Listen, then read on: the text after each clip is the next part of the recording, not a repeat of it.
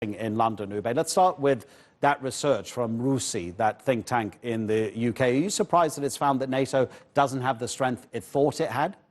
Well, given the fact that we are seeing now new figures released by the United Kingdom's Ministry of Defense, those figures have shown that Britain's armed forces have fallen in terms of their overall size and capacity for the 9th consecutive year. That's also coming as other watchdog groups in Britain have said that there's been at least a $7 billion deficit in the United Kingdom's overall 10-year plan to improve and equip the UK's armed forces. So a lot of questions on London on whether the United Kingdom's armed forces have the necessary capacity and capability and firepower to match its NATO commitment in case of armed conflict with Russia. Now, of course, the United Kingdom, along with other NATO member states and the United States, have deployed their forces in the Baltic states and in Poland since 2014. That was the year that the Russian Federation illegally annexed Crimea, leading to a European response and leading to the United States also deploying forces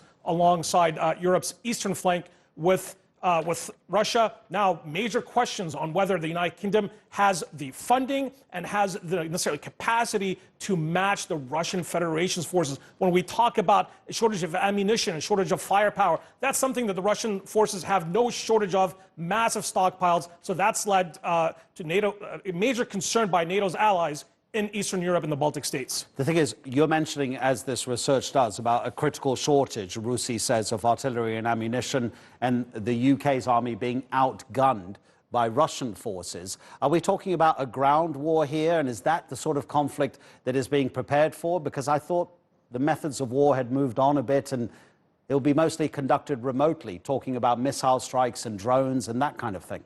Well, although war has changed significantly in the past 5 decades, some things remain true. For instance, the United Kingdom has now deployed 800 forces in the Baltic states.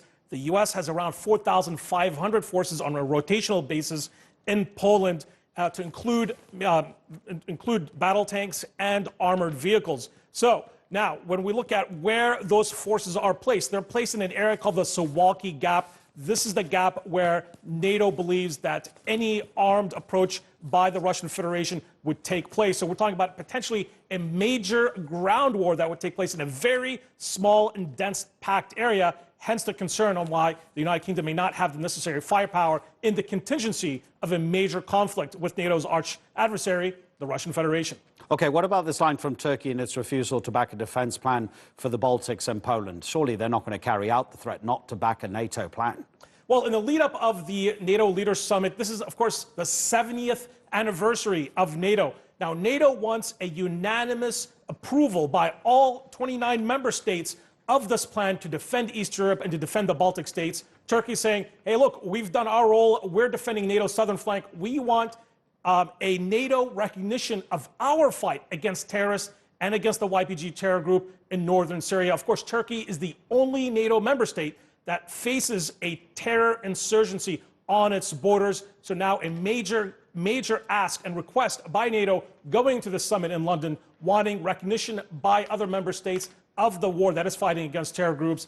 Of course, Turkey is saying that it will do its role, but it wants to see NATO members reciprocating in its fight against terror groups. Okay, is NATO essentially trying to expand itself and bring more members in with this plan for the Baltics and Poland? Because there is a thought that one of the things that Vladimir Putin hates the most is states that used to be part of the Warsaw Pact are looking westwards rather than towards Moscow. Of course, the Baltic states and Poland used to be part of the Warsaw Pact. They used to be part of the Soviet Union. Now they're looking to the West, they're looking to the European Union, looking to NATO for their defense. What started this all, of course, was, at least from NATO's perspective, was the Russian invasion of Crimea and its subsequent annexation. That's led to other countries that are exposed to potential Russian ground incursions, such as Poland, such as Latvia, Lithuania, and Estonia, worrying that the same might happen to them. So they want NATO to deploy their forces along the frontier with Russia to deter Russia from doing the same, what Russia did to Crimea.